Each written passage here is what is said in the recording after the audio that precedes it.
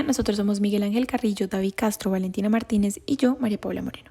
Y el día de hoy les vamos a exponer el artículo llamado Variación cultural en los movimientos oculares durante la percepción de una cena, de Hannah Shua, Julie Voland y Richard Nisbett, del año 2005. Durante la última década se ha encontrado que las diferencias culturales tienen un efecto en la manera en que percibimos y memorizamos las cosas, pero ¿qué es realmente la percepción? ¿Qué es la memoria? En cuanto a percepción, hacemos referencia a la primera etapa para lograr la construcción de los otros sentidos. Es igualmente lo que nos permite tener conocimiento sobre el mundo exterior e información sobre el funcionamiento de nuestro cuerpo. Con respecto a la memoria, esta es una función del cerebro que nos permite codificar, almacenar y recuperar la información obtenida en el pasado. Para lograr comprender en totalidad el siguiente trabajo se debe tener en cuenta lo siguiente. Los movimientos oculares ahora se usan ampliamente para investigar procesos cognitivos durante la lectura, la percepción de una escena y la búsqueda visual. En este caso nos enfocaremos en el movimiento ocular en cuanto a la percepción de una escena. Igualmente, en el pasado se han encontrado dos tipos diversos de procesamiento cognitivo, los cuales están relacionados con el tipo de cultura que el individuo tiene. En este caso, individuos procedentes de la parte oriental y occidental del mundo. Para ser un poco más específicos, individuos procedentes de Asia y Estados Unidos. En cuanto a los estadounidenses, estos poseen una atención más focal en comparación con los asiáticos, quienes poseen una atención más contextual. Es decir, los estadounidenses explican los acontecimientos en cuanto a lo sobresaliente. Por su parte, los asiáticos lo explican en factores del contexto. Sin embargo, no se conocen los mecanismos subyacentes para las diferencias aparentes en los estilos de procesamiento cognitivo. El objetivo del artículo del cual estamos haciendo referencia fue examinar la posibilidad de que las diferencias culturales surgieran de patrones de visión culturalmente diferentes cuando son confrontados con una escena.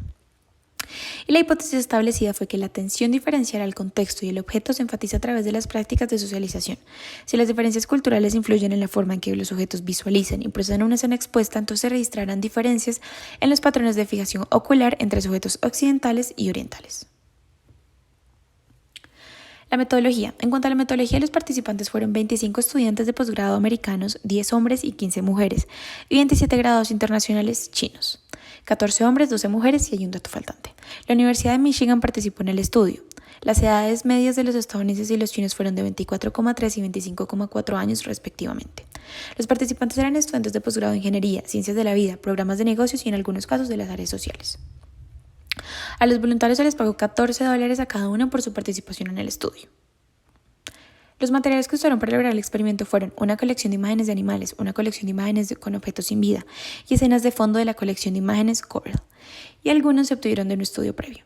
Las imágenes fueron manipuladas usando software Photoshop para crear 36 imágenes de objetos individuales, focales y destacados, con fondos realistas complejos. Al final, el conjunto de imágenes contenía 20 imágenes con animales destacados y 16 imágenes con objetos sin vida. El conjunto fue compuesto principalmente de fotos culturalmente neutrales. Este conjunto de 16 imágenes se utilizó en la fase de estudio, durante la cual se recopilaron los datos de movimiento ocular. Para la tarea de reconocimiento del objetivo, se usaron las mismas 36 imágenes junto con 36 nuevas imágenes con nuevos objetos y fondos, que fueron manipulados para crear un conjunto total de 72 imágenes.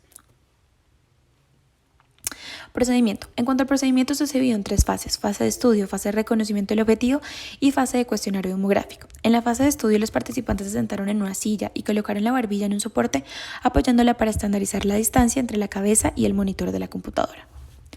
Al comienzo de la sesión, los participantes usaron un rastreador de movimiento ocular y la calibración de seguimiento ocular se estableció antes de la presentación de estímulos. Después de esta calibración, los participantes recibieron instrucciones en la pantalla. Se les informó que irían viendo varias fotos, una a una, y antes de cada foto esta era presentada en una pantalla en blanco con un signo de cruz. Se les pidió a los participantes que se aseguraran de solo mirar esa cruz mientras estuviera la pantalla en blanco, y una vez que apareció la imagen podían libremente mover sus ojos para mirar la foto. Para cada una de las imágenes, los participantes verbalmente debían decir un número, entre 1, 4 y 7, que indicaría el grado que les gustó la imagen, en donde 1 correspondería a que no les gustaba en absoluto, 4 neutral y 7 que les gustaba mucho. Una vez listos, los participantes comenzaron a ver las 36 imágenes. Cada imagen se presentó durante 3 segundos. Luego, los participantes hicieron varias tareas de distracción durante unos 10 minutos. En la fase de reconocimiento del objetivo, los participantes fueron llevados de regreso a la sala de computadoras para completar una tarea de reconocimiento. A los participantes se les dijo que estarían viendo fotos. Su tarea consistía en juzgar lo más rápido posible si habían visto un objeto antes, es decir, si habían visto el animal o el automóvil o el tren o el bote, etc., durante el estudio anterior. Y por último, en la fase de cuestionario demográfico, los participantes participaron en una tarea de familiaridad con los objetos. Los 72 objetos fueron presentados contra una pantalla blanca en una computadora. Los participantes hicieron un círculo con un sí si pensaron que habían visto el objeto en realidad o información pictórica. Antes de venir al estudio, con un no si no lo habían hecho. Los participantes completaron también un cuestionario demográfico que pedía información sobre su edad, educación, historia familiar y su nivel de inglés. Los resultados obtenidos fueron: la diferencia cultural se va a ver referenciada en los patrones de movimiento ocular, como se muestra en esta imagen de barras, donde podemos ver que los chinos observaron más el fondo que los estadounidenses. Quienes en cambio vieron el objeto en primer plano y durante más tiempo. En la gráfica A se ve que tanto los estadounidenses como los chinos se fijan más veces en los objetos que en el fondo realmente. Probablemente porque el fondo ocupa mayor campo visual, aún así se ve más la fijación en el fondo de los chinos. En la figura B, los estadounidenses tienen un margen de 118 milisegundos en ver el objeto en primer plano en comparación con los chinos.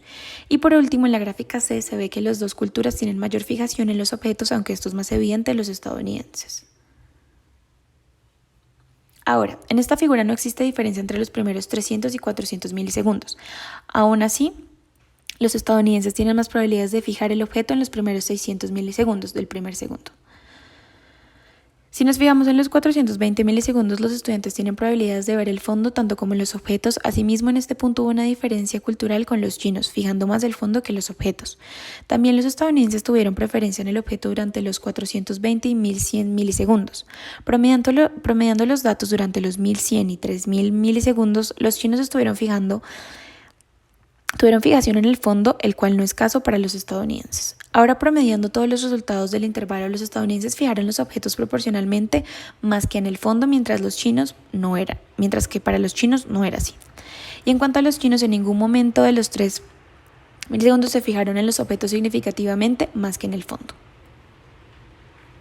En cuanto a lo que nos permite discutir los resultados, es que en efecto los mismos demuestran una diferenciación en el movimiento ocular de un sujeto en función de su cultura.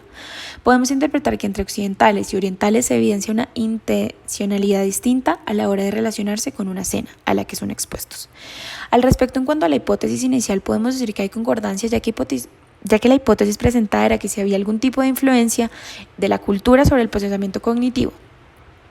Evidenciaríamos cierto tipo de diferencia en la fijación ocular a la hora de procesar una escena, que fue lo que se evidenció. Algo que podemos concluir en cuanto a esta diferencia cultural tiene que ver con el acercamiento verbal y las circunstancias contextuales de cada sujeto en su localidad específica. Por lo tanto, podemos decir que los sujetos orientales tienen un acercamiento más holístico, ya que le dan más importancia a cómo se disuelve un objeto específico con su ambiente y no lo juzgan en relación con sus características específicas e individuales. En cuanto a los sujetos occidentales, podemos afirmar que la individualidad y la peculiaridad del objeto es lo que demarca la importancia y que llama la atención a la hora de analizar una escena o un contexto que se les presenta. Por lo tanto, estos resultados nos permiten una herramienta útil para cómo nos devolvemos a la hora de interactuar con sujetos de otras partes del mundo y más en la actualidad, que es una realidad constante.